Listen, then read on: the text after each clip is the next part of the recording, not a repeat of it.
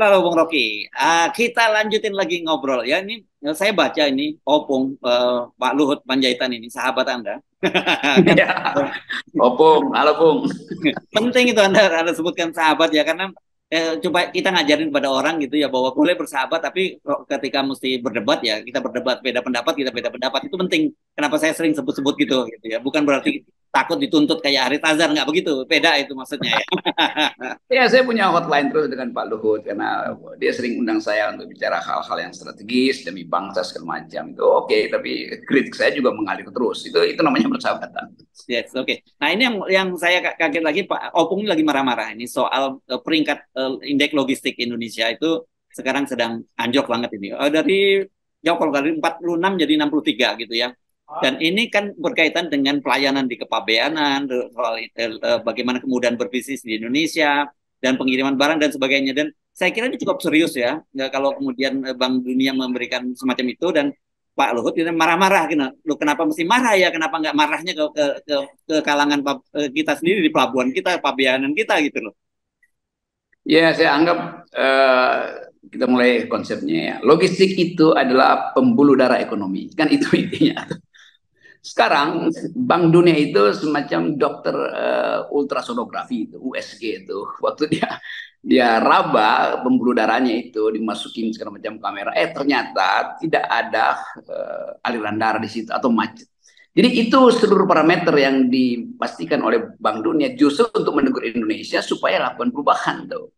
Tentu Pak LBP itu Opung merasa bahwa ini parameternya lain nih. Ya nggak mungkin karena dokter ahli penyakit dalam itu punya kapasitas untuk mengukur sendiri pasiennya. Indonesia adalah pasien Bank Dunia bertahun-tahun dan Bank Dunia kadang-kala memberi pujian pada Indonesia. Nah sekarang dia kasih kritik tuh. Jadi kalau pembuluh darahnya macet itu artinya ekonomi pasti tidak tumbuh dengan baik. Tapi kita tahu bahwa atau pakai istilah resminya itu red tape-nya panjang itu apa namanya birokrasi dengan pita merahnya itu panjang itu mulai dari masuk pabean bagaimana orang misalnya sekedar untuk memasukkan buku atau barang yang diperlukan sebagai kebutuhan kesehatan yang strategis mesti dipersoalkan macam-macam itu padahal itu sangat diperlukan. Jadi dari pintu masuk pabean udah ada indikasi untuk bribery, untuk suap segala macam kan. Itu intinya. Dan tentu orang-orang Bank Dunia itu ada di mana-mana, ada di kementerian termasuk memantau kementerian Pak LBP itu. Jadi kesimpulan Bank Dunia itu kita terima aja sebagai teguran sebetulnya tuh. Tetapi bagi investor asing melihat bahwa red tape-nya masih panjang atau indeks logistik masih panjang, itu artinya pembuluh darah kita tersumbat di mana-mana tuh. Nah, investor nggak mau untuk masuk ke dalam sistem tubuh yang pembuluh darahnya tersumbat oleh korupsi lah, oleh penyogokan, oleh inefisiensi, oleh regulasi yang berbelit-belit segala macam. Itu yang udah kita juga dari awal pada akhirnya Indonesia akan diturunkan kembali indeks sebut aja indeks kecepatan atau indeks pelayanan publik yang masuk akal. Jadi saya kira dari sini berbagai indikator kita yang terus memburuk ya. Kita fokus ya jaket kita ngomongin lain-lain, kita ngomong soal dari sisi ekonomi itu ya. Dari sisi bagaimana kemudahan berbisnis di Indonesia. Itu kan menjelaskan kemudian kenapa kemudian kemarin Tesla itu memutuskan lebih fokus di Malaysia misalnya begitu ya. Kemudian juga tidak padahal kan kita tahu harusnya dengan jumlah penduduk yang begitu besar harusnya Indonesia ini kan pasar yang menarik gitu. Tapi kenapa kok kemudian orang lebih memilih di tetangga tetap mengincar pasar Indonesia, tetapi mau berbisnisnya di negara tetangga. Ini kan saya kira merupakan tamparan keras buat pemerintahan Jokowi dan itu juga menjelaskan mengapa kemudian kok IKN dan sebagainya sampai sekarang investor juga nggak masuk-masuk kan. Ya kita tahu bahwa ilmu dasar untuk berbisnis, apalagi foreign direct investment itu cuma dua, kepastian hukum artinya soal regulasi dan stabilitas politik. Nah dua-duanya di Indonesia itu nggak ada itu. Apalagi kalau Pak Jokowi masih berambisi buat bikin IKN, itu kepastian hukum tanahnya nggak ada. Siapa yang mau masuk di tanah yang tanah sengketa itu kan. Yang kedua adalah stabilitas politik, di mana belum bisa dipastikan bahwa akan ada ketertiban di dalam elektoral politik bulan September nanti itu, mulai bulan September sampai Februari misalnya. Jadi investor terpaksa mesti lakukan kalkulasi dua kali itu. Apakah kepastian politik terjamin? Yang kedua, apakah regulasi itu memungkinkan mereka nggak dipalak mulai dari pintu masuknya kan?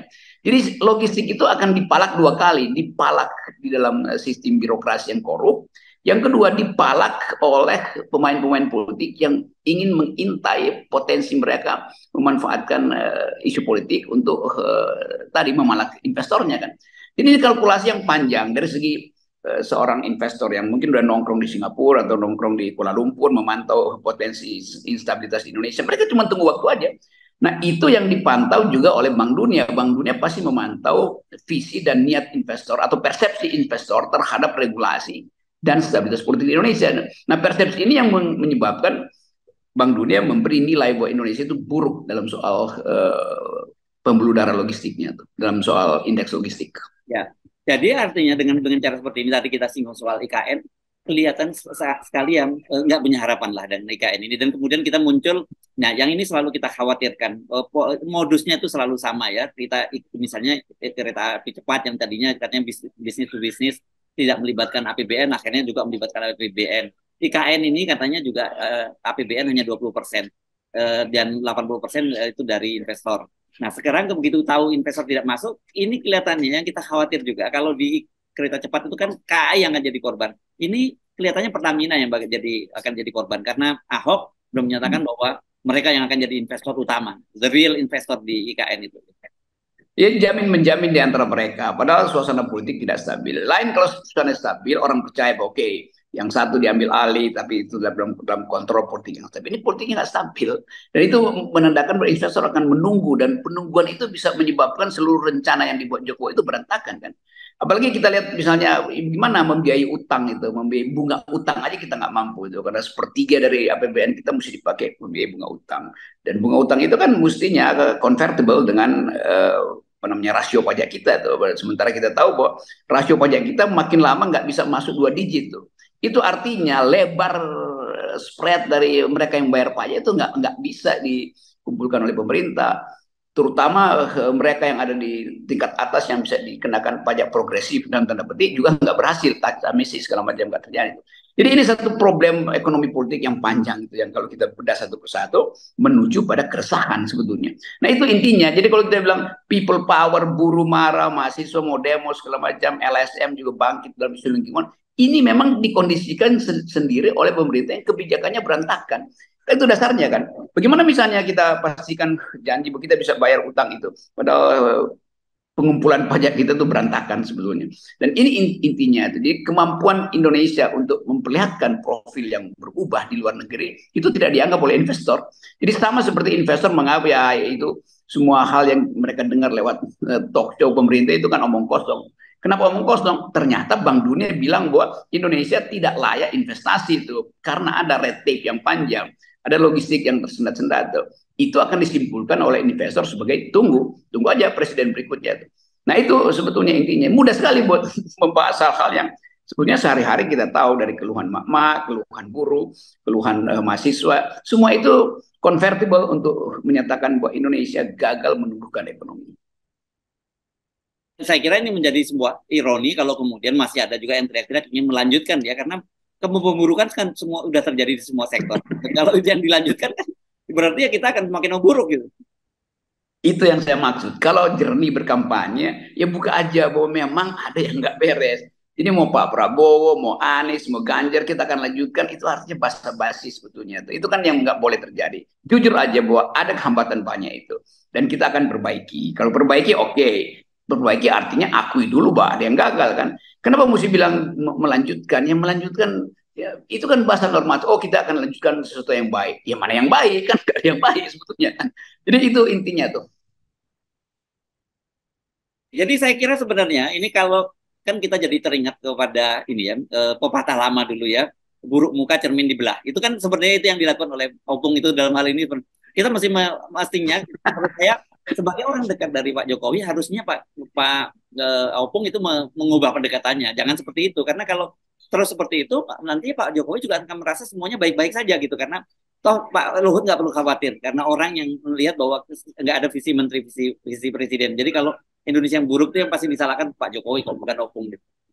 Ya saya kira Opung ini Pak LBP hanya ingin menegur bawahan-bawahannya atau menteri yang terkait yang mungkin bukan bagian dari, mungkin dia jengkel aja tuh. Saya kan bagian investasi, Ya bagian pajak benerin dong, bagian custom benerin dong, bagian macam-macam tuh apa namanya bagiannya si Bahlul benerin dong. Jadi nanti kan Pak Luhut yang mesti melaporkan kepada Pak Jokowi, walaupun itu bukan bagian dia, tapi orang udah tahu yang bisa melaporkan dengan cara masuk akal hanya Luhut. Kenapa?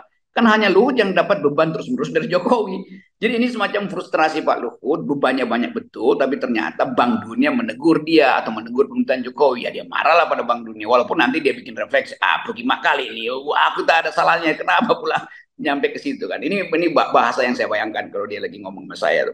Tetapi bagian ini yang kita mau anggap bahwa apapun kemarahan atau kejengkelan Pak Luhut itu akan dibaca sebagai sesuatu yang makin menegaskan bahwa Indonesia memang tertunda di dalam mengundang investor dan data-data itu kan terlihat bahwa ada pelemahan atau bahkan ada capital outflight, ada relokasi industri-industri pergi ke negara tetangga bukan ke Indonesia tuh. Sementara kita berharap bahwa ekspor kita masih meningkat, batu bara kita masih dibeli ya, pembeli utama kita adalah Cina dan Cina ada lagi ada resesi maka batu bara kita makin lama makin turun harganya tuh. Tapi pada saat yang sama penggalian batu bara, penggalian ekstraktif berlangsung terus. Jadi kapan? Ya dijual murah akhirnya kan.